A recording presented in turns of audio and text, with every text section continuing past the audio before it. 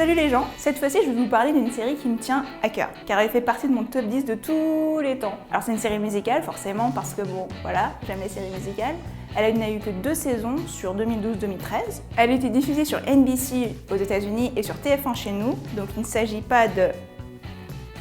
Ça parle des coulisses de Broadway, et je vous le donne entre mille, c'est Smash, une série produite par Steven Spielberg. À la base, la simple, c'est Karen, une jeune provinciale qui veut devenir comédienne à New York. Comme tout le monde, on va la suivre et elle va décrocher un rôle dans une comédie musicale sur Marilyn Monroe. Mais en même temps, elle a une rivale. Cette rivale, c'est Ivy, qui a déjà fait beaucoup de comédies musicales, qui faisait partie des ensembles, et donc il connaît le métier. J'avoue, j'étais déjà biaisée à la base parce que ça parle de comédie musicale, et bon, je suis fan de comédie musicale, mais en fait, c'est pas du tout comme Glee, par exemple. Ils commencent pas dans les couloirs du lycée à se mettre à entonner des chansons. Déjà, ce sont des adultes qui galèrent dans leur boulot. Les chansons présentes dans la série, en fait, vont être des chansons originales, spécialement créées pour le spectacle. En moyenne, il y en a 3 à 4 par épisode, mais parfois, ils font des reprises aussi.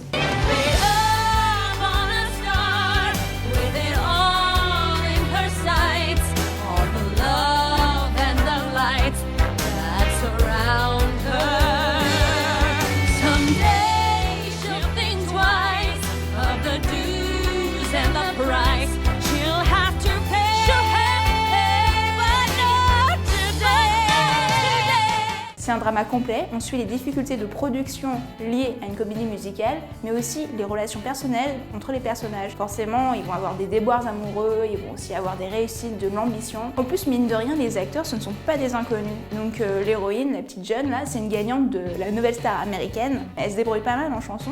Et les autres acteurs qui chantent, en fait, ce sont des comédiens de Broadway, tout simplement. Niveau acteur, on pourra aussi reconnaître Debra Messing, qui a joué dans Will and Grace, Jack Davenport ou encore Angelica Houston, la famille Addams, au cas où. Les décors sont grandioses, les costumes pendant les répétitions sont magnifiques. En fait, il y a des séquences rêvées qui projettent le public dans le spectacle pour s'imprégner encore plus. C'est magnifique à regarder, la réalisation est très belle, mais les chorégraphies aussi sont magnifiques. C'est très simple quelque part, mais en même temps tu te dis, punaise, ils font ça toutes les semaines quoi, donc c'était vraiment impressionnant.